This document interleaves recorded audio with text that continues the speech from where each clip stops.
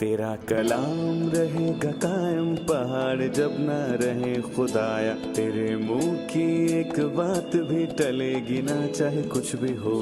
तेरी मान दिए है जिंदा सोने से भी कीमती, मेरा दिल ये दे गवाही है ये किताब अज़ीम।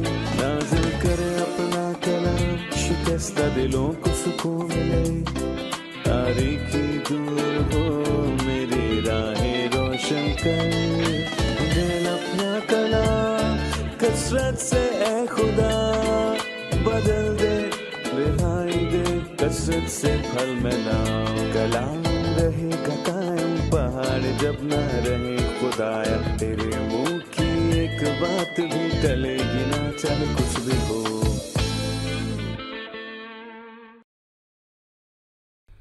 दाऊद ने गुनाह किया और इसराइल का शुमार किया।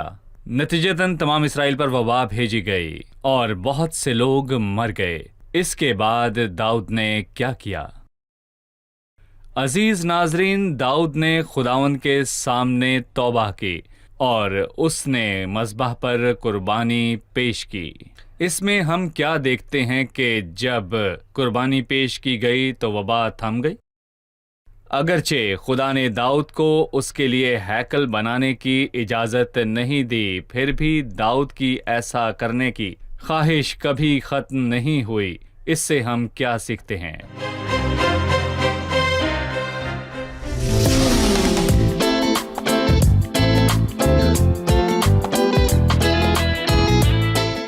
अजीज नाजरीन, मैं अयाद ज़रीफ आप तमाम देखने वालों को हमारे रोज़ के बाइबली मुतालियाती प्रोग्राम की नई किस्त में खुशामदीद कहता हूँ। इस प्रोग्राम में हम सब मिलकर कलाम पाक का मुतालिया करते हैं, बाइबल मुकद्दस में मौजूद खुदा के कलाम पर गौर करते हैं और उनके मुतालिक सीखते हैं जो हमसे पहले थे। अभी हम पहली तवारीख का मुतालिया कर रहे हैं और आज के प्रोग्राम में हम उसके 21वें बाब और फिर 22वें बाब का मुतालिया करेंगे। खुदावंद की मर्जी से आज हम 21वें बाब की 14वीं आयत से शुरू करके 22वें बाब की 9वीं आयत तक मुतालिया करेंगे। प्रोग्राम के आगाज में मैं खुदा के खादमीन को खुशामदीद कहूँगा। डॉक्टर मेहदात खुशामदीद, डॉक्टर इसाम खुशामदीद। बहुत शुक्रिया भाई। आप कैसे हैं? मैं ठीक हूँ। साथ ही स्टूडियो में आए हमारे दीगर मेहमानों को भी खुशामदीद। डॉक्टर इसाम, गुज़िश्ता किस्त में जैसा कि हमने सीखा कि शैतान ने दाऊद को उभारा कि वो लोगों का शुमार करे। दाऊद ने यह गुनाह किया और उसे उसकी सजा भुगतनी पड़ी। उसे 3 सजाओं का इंतखाब दिया गया और उसने खुदावंद के हाथ में पड़ने का चुनाव किया। क्या आप हमें इस किस्म की सजा के बारे में बताएंगे और लोगों में ये कैसे वाक़या हुई? इस किस्म की सजा का जिक्र पुराने अहदनामे में शरीयत में किया गया है। मसलन इस्तिस्ना 28 में इसका जिक्र है कि जब लोग या बादशाह ने गुनाह किया तो फिर क्या हुआ। खुदावंद ने बहुत सी चीजों का जिक्र किया जो लोगों पर आ सकती है और ये उनमें से एक है। लोगों में गुनाह कबीरा की आसमानी सजा और हमेशा गुनाह के नताइज होते हैं। हमेशा इसकी सजा दी गई और चूंकि ये गुनाह बादशाह की तरफ से आता है, क्योंकि इसमें खुदा से आज़ादी, ईमान की कमी है और क्योंकि इसमें गरूर शामिल होता है, तो इसका नतीजा ऐसा होना चाहिए। और हम ये जानते हैं कि जब वबा शुरू हुई तो इस वबा से 70,000 लोग मारे गए। ये बहुत ही दर्दनाक था क्योंकि जैसे ही वबा शुरू हुई तो तकरीबन 70,000 लोग फौरी मारे गए। ये बहुत दर्दनाक वाक़या था और इससे बहुत सारे इशारे मिलते हैं। सबसे पहला कि दाऊद ने जब इसराइल के लोगों का शुमार किया तो उसने ऐसा क्यों किया। इसकी वजह उस बड़ी तादाद पर फख्र करना और उस पर एतमाद करना था। तादाद में कमी आई जिसका मतलब है कि वो लोगों की तादाद से नतीजा लेना चाहता था, वो सजा में बदल गया। दूसरी बात ये मिसाल के तौर पर कि लोगों की तादाद में 100 नहीं बल्कि 70,000 कमी लोगों हुई। की तादाद में कमी हुई तो इसमें कोई मसले वाली बात नहीं। नतीजा दाऊद के बनाए हुए मंसूबे के बिल्कुल बरक्स था, लिहाजा उससे इसमें से अपने लिए सबक सीखना चाहिए था। ये वो नहीं जो मैं शुमार कर रहा हूँ, ये उसे याद दिलाएगा कि वो खुदा का शुमार कर रहा है, ना कि लोगों की तादाद का। और तीसरा ये कि एक तरफ उसने शैतान और उसकी बुराई को बेनकाब किया और दूसरी तरफ उसने ये जाहिर किया कि शैतान की बुराई के पीछे से खुदा अपने मंसूबे को पूरा करता है। جیسا کہ ہم قربانی میں اس کو واضح طور پر دیکھیں گے۔ شیطان الزام لگاتا ہے اس نے داؤد کو لوگوں کو شمار کرنے کے لیے ابھارا، جیسے اس نے یہودا اسکریوتی کو لوگوں کو دھوکہ دینے کے لیے ابھارا۔ شیطان نے ایسا کیا، لیکن پھر بھی یہ عین خدا کے منصوبے کے مطابق تھا۔ یہاں شیطان الزام لگاتا ہے، لیکن ہم دیکھ سکتے ہیں کہ خدا کے ہاتھ میں شیطان خدائی منصوبوں کو پورا کرنے کا ایک ذریعہ تھا، جس پر ہم تب بات کریں گے جب ہم قربانی کے بارے میں بات آخرکار کریں خدا گے، کے منصوبوں کو پورا کرنے کے لیے، کیونکہ کچھ بھی ایسا نہیں جو خدا کے اختیار کے دائرے سے باہر ہو، سب کچھ اس کے اختیار میں ہے۔ داؤد کچھ معاملات میں برا تھا، پھر بھی اس عظیم انسان میں بہت بڑی باتیں موجود تھیں، اور جس نے خدا کا سہارا لیا، اور پھر اس کے بعد اس نے یہ کہا کہ میں خدا کے ہاتھ میں پڑوں، کیونکہ اس کی رحمتیں بہت زیادہ ہیں، لیکن انسان کے ہاتھ میں نہ پڑوں۔ کچھ ایسی باتیں ہیں جن کا تذکرہ اس واقعے میں نہیں کیا گیا، لیکن دوسرے سموئیل کے 24ویں باب میں کیا گیا۔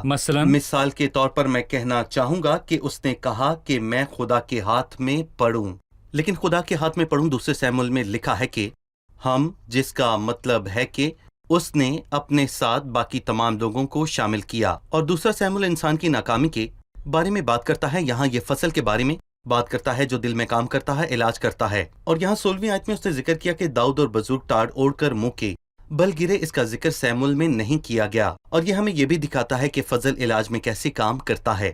دوسرے سموئیل کی 20ویں آیت میں اور بھی کچھ لکھا ہے، ارنان نے مڑ کر بادشاہ کو دیکھا، لیکن یہاں ایک اہم علامتی معنی ہے اور سزا ہے، اور یہ سب پر آئے گی، اور ارنان ایک غیر قوم یبوسی تھا، پھر بھی الہی سزا سب پر آئے گی۔ اور بائبل یہ کہتی ہے کہ ارنان نے مڑ کر اس فرشتے کو دیکھا، اور اس کے چاروں بیٹے جو اس کے ساتھ تھے چھپ گئے۔ اس وقت ارنان گیہوں دیوتا تھا۔ یہاں علامتی معنی حیرت انگیز طور پر واضح ہیں کہ ایک سزا کا اطلاق کیا جائے گا اور ایک حل ہونا چاہیے۔ اس سزا کا حل ہونا چاہیے جو پوری دنیا پر اس کے گناہوں کی وجہ سے آئے گی۔ ڈاکٹر مہداد، اس کے بعد کیا ہوا؟ اس کے بعد جو ہوا یہ تھا کہ خداوند نے داؤد کی آنکھیں کھولیں، اور پھر اس نے اپنی آنکھیں اٹھا کر آسمان و زمین کے بیچ خداوند کے فرشتہ کو کھڑے دیکھا، اور اس کے ہاتھ میں ننگی تلوار تھی جو یروشلم پر بڑھائی ہوئی تھی۔ اور در حقیقت اس صورتحال میں داؤد کا رد عمل زبردست تھا۔ ہم دیکھ سکتے ہیں کہ خدا کی طرف سے اس رد عمل کی کتنی تعریف کی گئی تھی جب انسان خداوند کے نظم و ضبط کو یا اس کی سزا کو اپنے اوپر آتے ہوئے دیکھتا ہے۔ تو دیکھیں، پطرس رسول کہتا ہے کہ پس خدا کے قوی ہاتھ کے نیچے فروتنی سے رہو تاکہ وہ تمہیں وقت پر سر بلند کرے۔ اس نے یہ پہچانا کہ خداوند کے سامنے اس کی حالت کیسی غلط تھی۔ نتیجہ یہ نکلا کہ خداوند نے اسے ایک حل فراہم کیا۔ خداوند نے کہا کہ ایک قربانی ہونی چاہیے تاکہ معافی مل جائے۔ اس نے اسے خدا سے معافی حاصل کرنے کے لیے ایک واحد طریقہ بتایا۔ پھر ہم دیکھتے ہیں کہ داؤد اپنی حقیقی حیثیت دوبارہ حاصل کرتا ہے جب ایماندار واپس خداوند کے پاس آتا ہے اور اس کے ساتھ اپنا تعلق حاصل کرتا ہے، تو خداوند کے ساتھ اس کی حقیقی حالت بحال ہو جاتی ہے۔ نتیجہ یہ ہوا کہ اس نے خداوند کی کہی ہوئی باتوں کو عملی جامہ پہنانے کے لیے شاندار سلوک کرنا شروع کیا اور مذبح بنا کر قربانی گزرانی۔ اسے اوران یبوسی کا کھیت، بیل وغیرہ خریدنا تھے، اور نان نے پوری محبت کے ساتھ پیشکش کی کہ داؤد انہیں مفت لے جائے۔ تاہم داؤد نے خداوند کے کام کی تعریف کی کہ اور قربانی کو بھی ہلکا نہیں لیا اور نہ ہی دوسروں کے مال کو ہلکا کیا۔ کوئی بھی کہہ سکتا ہے کہ بدقسمتی سے آج کچھ لوگ ایسا کرتے ہیں کہ خداوند کو پیش کیا جاتا ہے ٹھیک، جہاں تک عطیے کی بات ہے تو اس میں کچھ لیا جا سکتا ہے، یا وہ کسی اور کے کام کا فائدہ اٹھاتے ہوئے کہہ سکتا ہے کہ وہ یہ کام خداوند کے لیے کر رہا ہے، خداوند اسے اجر دے گا۔ تاہم داؤد فیصلہ کرنے والا اور خود پر قابو پانے والا تھا۔ وہ خداوند کو پیش کرنا چاہتا تھا اور اس کی تعظیم آپ کہہ رہے ہیں کہ قربانی کرنے کے لیے اسے قیمت ادا کرنی چاہیے تھی۔ مختصر ہے یہ کہ اس معاملے کو ہلکے سے نہیں لیا، یہ کسی دوسرے شخص کو قیمت ادا کرنے کی کوشش نہیں کی۔ کیا وہ شخص سوچ سکتا ہے کہ خداوند صرف معاف کرتا ہے اور کچھ نہیں؟ اگر میں تصور کرتا ہوں کہ خدا گناہ کی قیمت ادا کیے بغیر مفت میں معاف کر دیتا ہے تو یہ خدا غافل ہے۔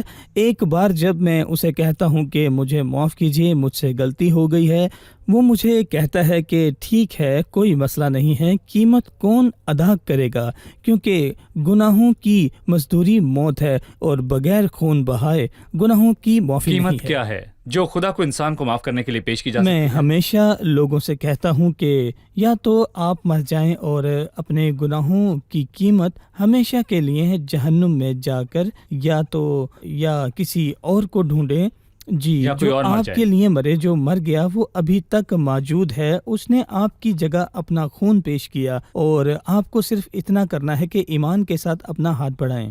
صحیح، ہم یہاں پر ایک وقفہ لیں گے اور مہمانوں کے سوالات کے ساتھ حاضر ہوں گے۔ ناظرین، ایک وقفے کے بعد دوبارہ حاضر ہوں گے، ہمارے ساتھ رہیے۔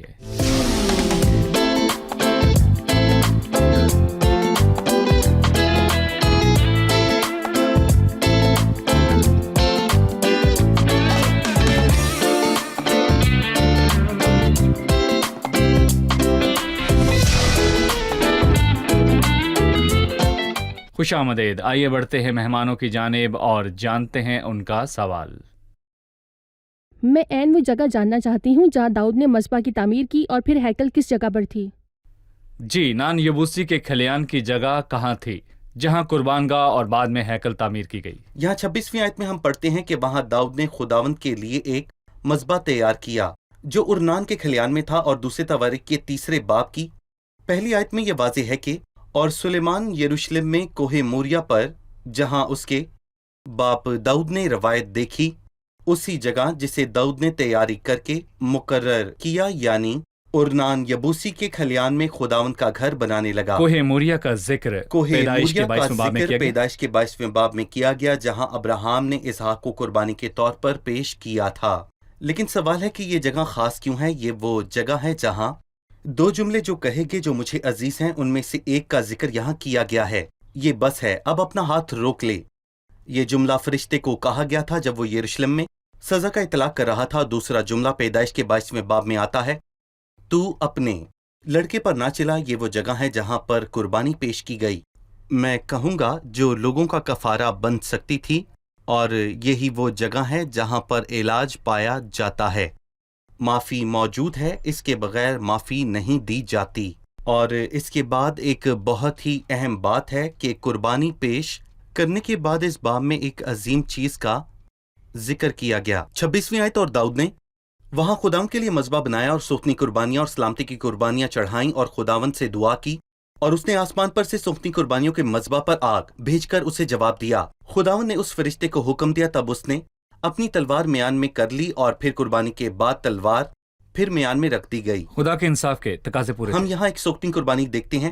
ہم ہمیشہ سوچتے ہیں کہ جب تک کوئی گناہ ہے، گناہ کی قربانی ہونی چاہیے، خطا تاہم کی جب قربانی۔ اس طرح کا مسئلہ ہو تو مثال کے طور پر خطا کی قربانی پہلی سیموئیل کے 7ویں باب میں ایک مثال ہے کہ جب لوگوں نے محسوس کیا کہ ان پر خطرہ منڈلا رہا ہے، اس میں خطا کی قربانی کافی نہیں، لیکن خدا کو مطمئن کرنا لازم ہے۔ معافی کا مطلب خدا کے جلال کو قائم کرنا، خدا کو مطمئن کرنا چاہیے۔ مسیح کے کام میں یہ ایک اہم کام ہے، نہ صرف یہ کہ میرے گناہوں کی معافی ہوئی ہے، بلکہ خدا خوش ہوا کیونکہ اس نے ایک ایسا شخص پایا جو گناہگاروں کی جگہ پر کھڑا ہو کر اس کے دل کو مطمئن کرے اور پھر موت سہے۔ خطا کی قربانی اور سوختنی قربانی میں یہی فرق ہے، پہلے پیش انسان کی گئی۔ ضروریات کے لیے جی۔ ہے، اور سوختنی قربانی خدا کی تمجید کرنے اور خدا کے جلال کو قائم کرنے کے لیے۔ بالکل، لیکن میرا ایک مختصر تبصرہ ہے۔ 29ویں آیت میں وہ کہتا ہے، کیونکہ اس وقت خدا کا مسکن جسے موسیٰ نے بیابان میں بنایا تھا اور سوختنی قربانی کا مذبح جبون کی اونچی جگہ میں تھا، اس نے اپنی قربانی وہاں کیوں پیش نہ کی؟ لیکن داؤد خدا سے پوچھنے کے لیے اس کے سامنے نہ جا سکا کیونکہ وہ خدا کے فرشتے کی تلوار کے سبب سے ڈر گیا۔ وہ کیوں ڈرا؟ کیونکہ وہاں شریعت کا نفاذ کیا گیا تھا۔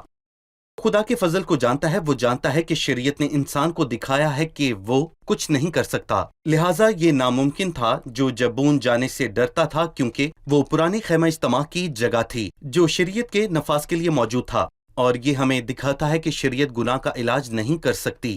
گناہ کے علاج کے لیے قربانی، گناہ کے اقرار اور بے بسی کے اعلان کی ضرورت ہوتی ہے، اور یہاں داؤد کے ساتھ یہی ہوا۔ ڈاکٹر مہداد، جو قیمت ادا کی گئی اس کے بارے میں میرا ایک سوال ہے۔ آپ نے کہا کہ داؤد کو کھیت کی قیمت ادا کرنی پڑی جہاں وہ قربانی پیش کرے گا، اور یہ کہ خدا کو لوگوں کو خدمت کے نام یا مذہب کے نام پر لوٹنا قبول نہیں۔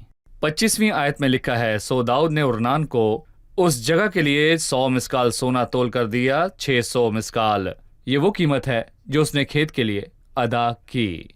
जब हम इसी वाक़े के बारे में दूसरे सैमुएल 24:24 में पढ़ते हैं, लिखा है, तब बादशाह ने अरुणा से कहा, नहीं, बल्कि मैं जरूर कीमत देकर उसको तुझसे खरीद लूंगा, और मैं खुदावंद अपने खुदा के सामने ऐसी सोखनी कुर्बानियां नहीं गुजरानूंगा जिन पर मेरा कुछ खर्च ना हुआ हो। यहां मेरा एक सवाल है, सो दाऊद ने वो खलियान और वो बैल चांदी के 50 मिस्काल देकर खरीदे। डॉक्टर मेहदाद, मेरा सवाल उस कीमत के बारे में है जो दाऊद ने अदा की। यहाँ हम पढ़ते हैं कि जैसा कि हमने पढ़ा कि 25वीं आयत के मुताबिक दाऊद ने ओरनान को 600 मिस्काल सोना अदा किया, लेकिन दूसरे सैमुएल 24:24 में हम पढ़ते हैं कि ये सिर्फ 50 मिस्काल चांदी थी। मैं जानना चाहता हूं कि उसने कितना सोना अदा किया, 50 मिस्काल या 600 मिस्काल? आप हमें इसके बारे में बताइए। आपके सवाल से बहुत अहम बात हम सीखेंगे। खुदा के कलाम को सतही तौर पर पढ़ना हमें बाज़ाहिर तज़ादात के चौंका सकती है, ये बहुत परेशान कर सकती है। अगर हम पढ़ते हुए मोहतात रहें तो हम जान पाएंगे कि कलाम खुदा में तज़ादात का होना नामुमकिन है। दूसरे सैमुएल उसके 24वें बाब की 24वीं आयत में औजारों और बैलों की कीमत 50 मिस्काल थी। यहाँ 600 मिस्काल पूरे इलाके की कौल कीमत है, यानी मोरिया पहाड़। ये कहा जाता है कि कोहे मोरिया के नीचे का इलाका चट्टान के गबंद में एक खलियान है, और देखा जाए तो भाई अयाद, इसे आजकल के दौर में यरूशलेम कहते हैं, और ये ओरनान यबूसी का खलियान है। डॉक्टर इसाम, हमें 22वें बाब और इसमें ज़ेर बहस तसव्वुरात के बारे में एक अमूमी ख्याल के बारे में जानने की ज़रूरत है। 22वें बाब में मौजूद ख्याल वाकई ही अच्छा है, क्योंकि कुर्बानी के बाद, फजल के ऐलान के बाद पहली चीज जो जहन पर गालिब आती है वो खुदा का घर है। चुनाचे पूरा 22वां बाब खुदा के घर की तामीरियों के बारे में बात करता है जिसे दाऊद ने बनाया था, और सुलेमान को खुदा के घर की तामीर का पहला हुक्म दिया गया था। एक तरफ ये ख्याल दुरुस्त था, दूसरी तरफ खुदा के घर की तामीर की सोच ने शुरू ही से दाऊद के दिलो दिमाग पर खास कब्जा कर रखा था, और इसी हिस्से के ज्यादातर अबवाब में इसी मौजू पर बात की गई है। दाऊद ने कहा, यही खुदा का घर। फिर उसने 3 चीजें की। पहले उससे हुक्म दिया कि उन परदेसियों को जो इसराइल के मुल्क में रहते थे जमा करो, वो लोग जो इमारत में काम कर रहे थे जैसे कि संगतराज, तमीर करने वाले और इसी तरह के परदेसी। और दाऊद ने कहा, मेरा बेटा सुलेमान नातजर्बाकार है, और जरूर है कि वो घर जो खुदाम के लिए बनाया जाए नहायत अज़ीमुल-शान हो और सब ममालिक में उसका नाम और शोहरत हो। चुनाचे मैं उसके लिए तैयारी करूंगा। सो दाऊद ने अपने मरने से पहले उसके लिए बहुत सी तैयारी की और बहुत कुछ फराहम कर दिया, और फिर उसने अपने बेटे सुलेमान को बुलाया और उसे काम सौंपा, और ये बहुत ही अहम काम था कि खुदावंद इसराइल के खुदा के लिए एक घर बना। उसने उसे बताया कि खुदावंद ने दाऊद से इन वजूहात की बिना पर कहा जिन पर हम पहले ही बात कर चुके हैं। खुदावंद ही था जिसने काम सौंपा। वो बताना चाहता था कि ये सिर्फ मेरा काम नहीं, ये तुम्हारे लिए खुदा का काम है। और खुदावंद ने कहा कि तू ही घर बनाएगा। उसने सुलेमान के लिए काम को बहुत अहमियत दी, और फिर दाऊद ने इसराइल के सब सरदारों को अपने बेटे सुलेमान की मदद करने का हुक्म दिया। मतलब कि उसने उन सब लोगों को तैयार किया जो घर की तामीर में हिस्सा लेंगे, और मैं कहूंगा कि बाब 22 का खुलासा यही है। यहाँ हम एक वक्फा लेंगे और वापस आकर डॉक्टर मेहदाद से पूछेंगे कि खुदा ने कैसे दाऊद की ख्वाहिशात की तारीफ की, इसके बावजूद कि दाऊद वो नहीं था जिसने घर की तामीर की, फिर भी खुदा दाऊद की ख्वाहिशात की तारीफ कैसे करता है। मिलते हैं एक वक्फे के बाद।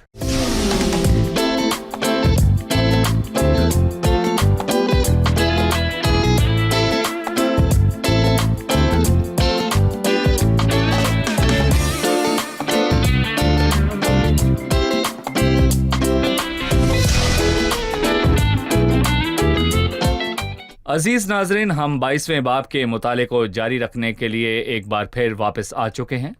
डॉक्टर मेहदाद, मैंने आपसे पूछा था कि क्या खुदा ने दाऊद की ख्वाहिशात की कदर की जब वो घर बनाने की तैयारी कर रहा था? हमने देखा कि दाऊद ने खुदावंद के साथ अपनी रफाकत को दोबारा बहाल किया, और उसने अपनी सही रूहानी हैसियत को बहाल किया।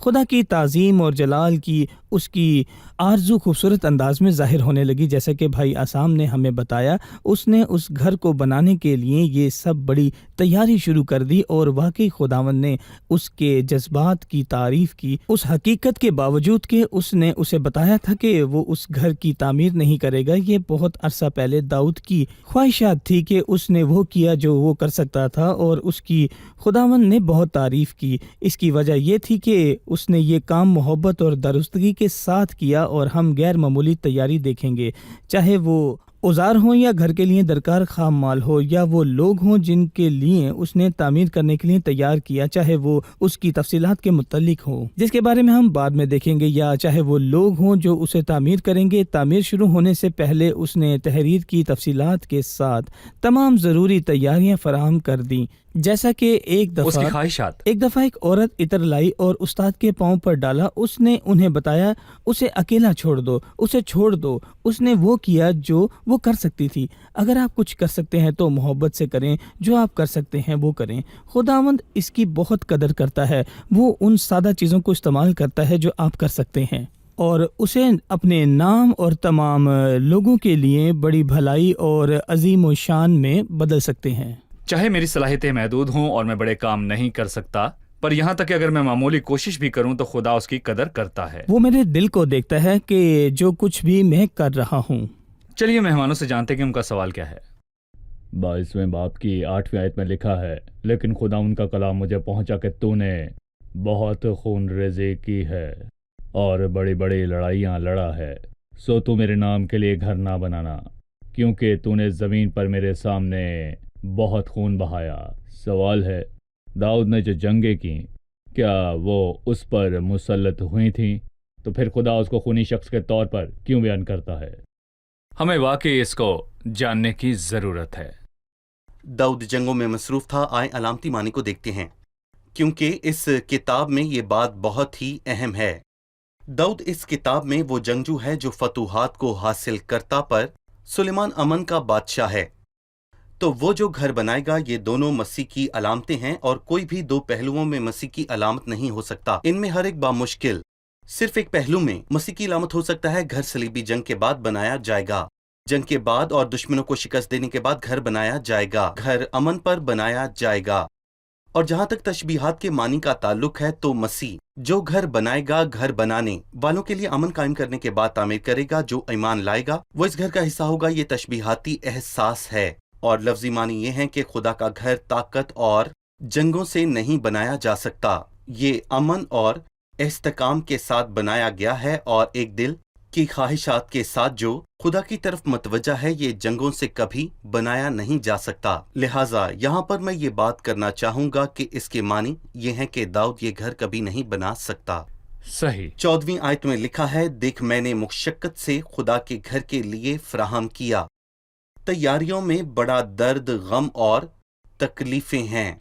और फिर लिखा है कि लेकिन दर्द के बाद अमारत शुरू होती है और ये दर्द खत्म होने के बाद शुरू होती है। लिहाजा इमारत अमन की फिजा में शुरू होती है। जिस घर के बारे में हम अलामती तौर पर बात करते हैं, ये लफ्जी मानी में हैकल है और तशबीहाती मानी में, जैसे कि बाइबल हमें बताती है। और हम इसका घर हैं, कलीसिया खुदा का घर है। ये सच्चाई का सतून और बुनियाद है। जब हम तशबीहाती मानों में बात करते हैं तो ये वो घर है जो खुदा की कलीसिया के लिए खड़ा हुआ। मैं चाहता हूं कि नाज़रीन ये समझे, जब हम कहते हैं कि खुदा अपने लोगों के दरमियान एक घर में मौजूद है, इसका मतलब ये नहीं कि खुदा पुराने अहदनामे के देवताओं की तरह इस घर में कैद है। ये सच है और ये अमारत भी नहीं, यहाँ तक कि ये कलीसिया की अमारत भी नहीं। और घर का मतलब हरगिज पत्थर नहीं, बल्कि वो है जो मसीह का बदन है। जी ठीक है। जानते हैं कि मेहमानों ने आज क्या सीखा। आज हमने सीखा कि दाऊद ने ओर्नान यबूसी के खलियान खरीदने पर इसरार किया ताकि कुर्बानगाह को उस मुकाम पर बनाया जाए। ये हकीकत क्या है कि उसने कीमत अदा करने पर इसरार किया। ये हमें बताता है कि मुआफ़ी की एक कीमत है और ये गरां कदर है। हम ये मसीह की मौत से जानते हैं। कीमत मसीह का खून है ताकि हमारे गुनाह माफ हो जाएं। कोई माफी मुफ्त नहीं दी जाती। नहीं। खून बहाए बगैर गुनाहों की जी, माफी बिल्कुल। नहीं होती। दाऊद ने अपनी ख्वाहिशात कैसे जाहिर की और वो घर की तामीर की तैयारी कैसे कर सकता था, ये बताइए। उसने तमाम गैर मुल्की कारकुनों को इकट्ठा किया। वो जानता था कि सुलेमान जवान था, इसलिए उसने बहुत सी तैयारी की। उसने वो मवाद तैयार किया जो सुलेमान को उसके बाद हैकल की तामीर में इस्तेमाल करना था। दाऊद वो था जिसने उसे तैयार किया। ये वही था जिसने इसराइल के तमाम बुजुर्गों को अपने बेटे की मदद करने का हुक्म दिया। उसके रवैये से जाहिर होता है। सही, बहुत शुक्रिया। खुदा आप सबको बरकत दे। खादमीन का भी शुक्रिया। अगले प्रोग्राम में आपसे फिर खुदा बातचीत आपको होगी। बहुत बरकत दे। शुक्रिया। अजीज नाजरीन, कुर्बानी के बाद वबा बंद हो गई। गोया खुदावंद फरमाता है कुर्बानी होनी चाहिए ताकि जमीन पर बुराई का सिलसिला रुक जाए और इंसानों पर खुदा का गजब खत्म हो जाए। अजीजों, ये कुर्बानी सलीब पर मसीह की कुर्बानी है। खुदा का गजब तमाम जमीन पर नाजिल होता रहा क्योंकि तमाम रूह जमीन ने नाफरमानी की, जिसमें इसकी तमाम कौमें और लोग शामिल हैं। बाइबल कहती है सब एक तरफ हो गए हैं, कोई भी अच्छा नहीं करता, एक भी नहीं, सब गुमराह हैं, कोई भलाई करने वाला नहीं। वबा वो गुनाह है जो तमाम इंसानों की रगों में दौड़ता है। ताहम मसीह सलीब पर पेश की जाने वाली अजीम कुर्बानी थी ताकि इस बहाई के बहाव को रोका जा सके और खुदा की तलवार को लोगों पर चलने से रोका जा सके। तलवार मेरे और आपके बजाय मसीह पर चली। खुदा की अदालत आप और मेरे बजाय मसीह यस्सु पर नाफिज की गई। मुतबादिल एक ही इलाही तस्वुर है और इसके साथ छुटकारा भी है। खुदा ने एक फिदिया तैयार किया और वो मसीह यस्सु था जो सलीब पर मर गया। क्या आप सलीब पर मसीह की कुर्बानी कबूल करेंगे? क्या आप मसीह के काम को कबूल करेंगे जो आपके लिए खुदा के इंसाफ की तलवार को आप पर उतरने से रोकने के लिए मर गया? क्या आप सलीब पर मसीह के किए गए काम को कबूल करेंगे, मसीह जो आपके लिए मर गया ताकि आप जिंदगी हासिल कर सकें, या आप मसीह की सलीब से दूर जहां हैं वहीं रहना चाहते हैं?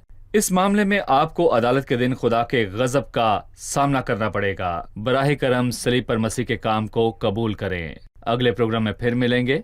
खुदा आप सबको बरकत दे।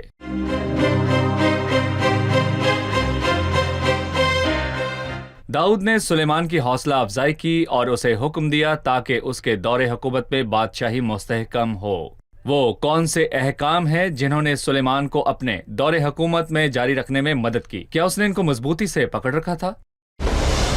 दाऊद की हिकमत खुदावंद के घर की तामीर की तैयारियों में कैसे जाहिर हुई? जब घर तामीर होना था तो इबादत की तंजीम के बारे में क्या ख्याल था?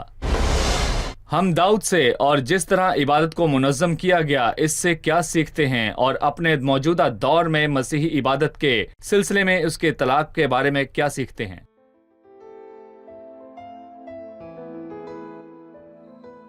तेरा कलाम रहेगा कायम पहाड़ जब न रहे खुदाया। तेरे मुंह की एक बात भी टलेगी ना चाहे कुछ भी हो। तेरी मान दिए है जिंदा सोने से भी कीमती। मेरा दिल ये दे गवाही है ये किताब अज़ीम। नाज़िल करे अपना कलाम शिकस्ता दिलों को सुकून मिले। तारीकी दूर हो मेरी राहें रोशन कर। दिल अपना कलाम कसरत से ए खुदा बदल दे रिहाई दे कसरत से फल में नाम। कलाम रहेगा कायम पहाड़ जब न रहे खुदाया। तेरे मुंह की एक बात भी टलेगी ना चाहे